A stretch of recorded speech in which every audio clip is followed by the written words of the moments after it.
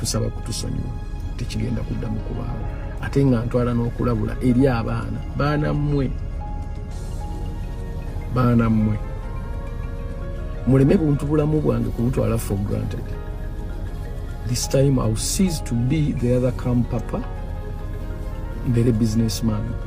Temugenda kuonona business z'abantu kuba nkitegeera nti mulina ne gye mwavudde era mu business yo mutwalo mwatandikidde eyo ne mutandikira eyo Alabudde mwatandikidde wa Mwamirule ne muvaayo ne mujjanga mwegoberera mujja mbantu ffe abantu ababeera wano bantu babuvunaanyizibwa ababeera ku papa sport bava mu business zaabwe ne bajja wano.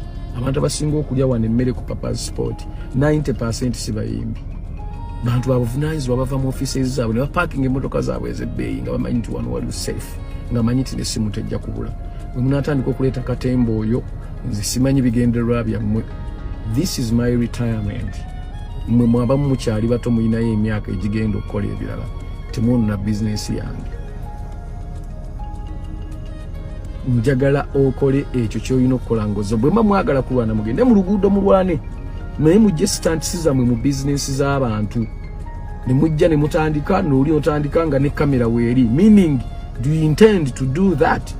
Munoonya content my friend nsobola okufuna content nga sonoonya bizinesi ya muntu oba nga nkoze ekintu ekirala ekirungi. So if you were to come at Papa's Sport you have to do the do's of Papa's Sport.